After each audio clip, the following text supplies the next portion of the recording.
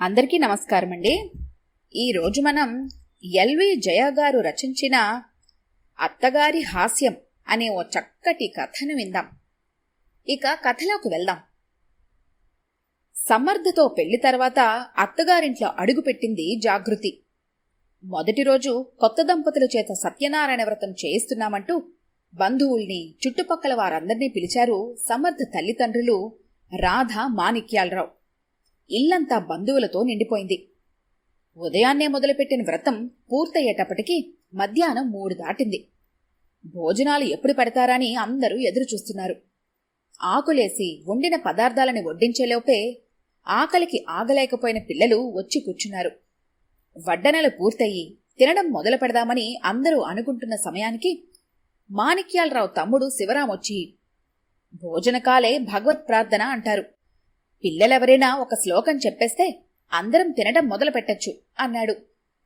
ఆకలితో ఉన్న పిల్లలు శివరాం మాటను పట్టించుకోకుండా తినటం మొదలుపెట్టారు.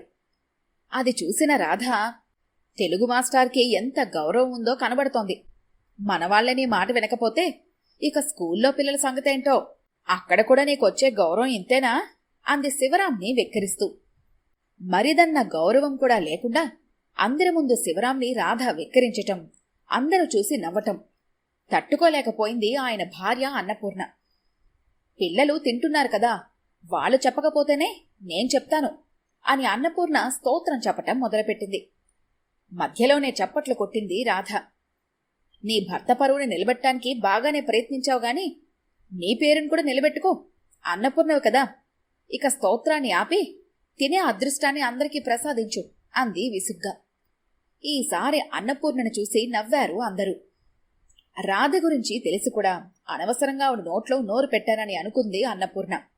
అందరూ భోజనాలు చేయటం మొదలుపెట్టాక రాధ మాణిక్యాలరావు అన్న ఆనందరావు దగ్గరికి వెళ్ళి, బావగారు, మీకు అన్నీ సరిగ్గా కనబడుతున్నాయో లేదో కొంచెం చూసుకొని తినండి అంది నవ్వుతూ. మా ఆయనకి సరిగ్గా కనబడకపోవడమేమిటి, ఆయనకేమీ చూపు మందగించలేదు అంది ఆనందరావు పక్కనే ఉన్న ఆయన భార్య సావిత్రి. అక్కా, నీకీ విషయం తెలియదన్నమాట అయితే. బావగారు ఒకసారి ఎవరికీ చెప్పకుండా సెకండ్ షోకి వెళ్లారట. దొంగతనంగా ఇంట్లోకొచ్చి వంటింట్లో అన్నం తింటుంటే చారు గిన్నెలోంచి మిరపకాయ పాక్కొని బయటకొచ్చినట్టుగా కనిపించిందట. తీరా చూస్తే అది బొద్దింక. ఇప్పుడు చెప్పు, బావగారికి నిజంగానే కళ్ళు సరిగ్గా కనబడతాయా అని గట్టిగా నవ్వింది రాధ. రాధ మాటలకి చుట్టాలందరూ నవ్వుతుంటే సావిత్రి మొహం మాడిపోయింది. రాత్రిపూట చీకట్లో కళ్ళు సరిగ్గా కనబడకపోతే చిన్నప్పటి నుండి చూపు మందగించింది అంటావా అంది సావిత్రి కోపంగా. రాధ గురించి పూర్తిగా తెలిసిన ఆనందరావు సావిత్రిని ఊరుకోమని సంజ్ఞ చేశాడు. అందరి భోజనాలు అయ్యాక పెళ్లి హడావిడిలో మనమెవ్వరం సరిగ్గా ఫోటోలు తీయించుకోలేకపోయాం. ఇప్పుడు అందరూ తీయించుకుందాం రండి, ఫోటోగ్రాఫర్ని పిలుస్తాను. నాకస్సలు సరైన ఫోటోలే లేవు అంది రాధ. ఇప్పుడే కదా కడుపు నిండా తిని కిళ్ళీలు వేసుకున్నాము, పెదవులు ఎరిపెక్కి పొట్టలు పైకొచ్చున్నాయి, ఇప్పుడు ఫోటోలేమిటి, హాయిగా కాసేపు పడుకోవాలనుంది అన్నాడు మాణిక్యాలరావు. ఆడవాళ్ల పెదవులు ఎరిపెక్కినా పర్వాలేదు గాని పొట్టలు పైకొస్తేనే బావుండదు. ఇంత వయసొచ్చినా ఇవేం పనులు అనుకుంటారు మిమ్మల్ని చూసి అంది రాధ అదో రకంగా నవ్వుతూ. అయినా నువ్వెలా పడినా పర్వాలేదు కాని నేను అందంగా సన్నగా కనపడాలి ఫోటోల్లో అంది తనని తాను చూసుకుంటూ. వయసు నాకు మాత్రమే వచ్చింది, ఈవిడికి రాలేనట్టుంది. ఎంత వయసొచ్చినా అందగత్తననే అనుకుంటుంది అనుకున్నాడు మాణిక్యాలరావు. రాధకి వినపడకుండా పక్కనే ఉన్న శివరాంకి, ఆనందరావుకి మాణిక్యాలరావు అన్న మాటలు వినపడి నవ్వుకున్నారు. శివరాం వచ్చిన అవకాశాన్ని వాడుకుంటూ, వదినా, మీరు అందంగా సన్నగా కనపడటానికి నా దగ్గర ఒక ఉపాయం ఉంది. మీరు ఎప్పుడూ చెయ్యని ఒక పని చేస్తే చాలు అన్నాడు. ఏమిటో చెప్పు ఆతృతగా అడిగింది రాధ. ఏమీ లేదు, ప్రతిదానికి అన్నని వెనక్కి తోసి మీరే ముందుంటారు కదా, ఈసారి కనీసం ఫోటోల కోసమైనా అన్నని ముందుంచి మీరు అన్న వెనక నిలబడండి, అప్పుడు సన్నంగా అందంగా కనబడతారు అన్నాడు రాధకి సలహా ఇస్తున్నట్టు. ఆనందరావు కూడా అదే సమయం అనుకొని, అవునమ్మా, మా వాడిని ముందుంచి నువ్వొక్కసారి వాడి వెనక నించో, మాక్కూడా చూడటానికి బావుంటుంది. పాపం, ఎప్పుడు వాడిని నే వెనకే చూశాం అన్నాడు నవ్వుతూ. మాణిక్యాలరావుకి రాధ ఏమాత్రం గౌరవం ఇవ్వదని తెలిసిన బంధువులందరూ రాధని చూసి నవ్వారు. భోజనాలప్పుడు జరిగిన అవమానానికి శివరాం ఆనందరావులిద్దరూ ప్రతీకారం తీర్చుకుంటున్నారన్న విషయం కూడా అందరికీ అర్థమైంది. రాధ మాత్రం ఇదేమీ పట్టించుకోనట్టు ఫోటోగ్రాఫర్ని పిలిచింది. జంటలందర్నీ వరుసగా మెట్లమేంచి నించోబెట్టి కెమెరా వైపు నవ్వుతూ చూడమన్నాడు ఫోటోగ్రాఫర్. ఎన్నిసార్లు ప్రయత్నించినా ఫోటో సరిగ్గా రాకపోయేటప్పటికీ పై వరుసలోనున్న జంటని కెమెరా వైపు సరిగ్గా చూడమని చెప్పాడు. ఆ పై వరుసలో ఉన్నవాళ్లు నీవైపు చూడనట్టే ఉంటారు, కాని నీవైపే చూస్తున్నారు. వాళ్ళిద్దరికీ మెల్లకళ్ళు. ఫోటో సరిగ్గా రాదు కాని నీ పని నువ్వు చెయ్యి అంది రాధ ఫోటోగ్రాఫర్తో.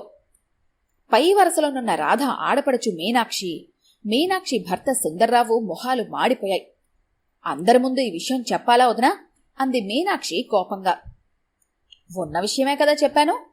మీరిద్దరూ ఎవరిని చూస్తారో ఎవరికీ తెలీదు మరి. పాపం ఫోటోగ్రాఫర్కి మాత్రం ఏం తెలుస్తుంది అంది రాధ. రాధ మాటలకి మీనాక్షికి ఒళ్ళు మండింది. నువ్వు కూడా నవ్వుతూ కెమెరా వైపు చూడకొదునా, ఫోటో సరిగ్గా రాదు. పాపం కింద వరుసలో 4 పళ్ళు మాత్రమే మిగిలాయి కదా మరి నీకు అంది కోపంగా. మీనాక్షి అలా అంటుందని రాధ ఊహించలేదు. అందరూ తనను చూసి నవ్వుతుంటే రాధ తలదించుకుంది. హాస్యంగా అంటే ఎందుకలా అయిపోతున్నావు మీనాక్షి? సరదాగా తీసుకోవచ్చు కదా అంది. నేను సరదాగానే తీసుకున్నాను వదినా, నువ్వు కూడా తీసుకో, తలదించుకోకు. జుట్టికి పూర్తిగా రంగు ఎసకలేదు కదా నువ్వు, నీ ముసలితనం అంతా కనబడిపోతుంది అంది మీనాక్షి రాధ మీద కక్ష తీర్చుకుంటున్నట్టు. ఈసారి రాధ మొహం మాడిపోయింది. ఇంటికి పిలిచి అందరి ముందు సొంత వాళ్ల పరువు తీసింది రాధ. 9వ క్లాసు పాస్ అయిన ఈవిడ తెలుగు పండితుడైన మరిదిని అంది. బావగారన్న గౌరవం లేకుండా ఆయన చూపు మందగించింది అంది. ఈవిడేదో చాలా అందంగా ఉన్నట్టు ఇంటి ఆడపడుచుని ఆవిడ భర్తని వెక్కిరించింది. భర్త గురించి కూడా పిచ్చి మాటలు మాట్లాడింది. ఏం మనిషో, ఈవిడికి సరైన బుద్ధి చెప్పారందరూ అనుకున్నారు చుట్టాలందరూ. ఎవరినీ వదలని ఈవిడ నన్నెంత అంటుందో, ఈవిడితో నేనంత పడాలో ఏమిటో. సరదా పేరుతో అందరినీ వెక్కిరిస్తూ మాట్లాడే రాధలాంటి వాళ్ళది హాస్యమా వెటకారమా అనుకుంది పెళ్లికూతురు జాగృతి. ఈ కథ కనుక మీకు నచ్చినట్లయితే లైక్ చేయండి, షేర్ చేయండి. మరిన్ని ఇంట్రెస్టింగ్ కథల కోసం మా ఛానల్ని తప్పకుండా సబ్స్క్రైబ్ చేసుకోండి.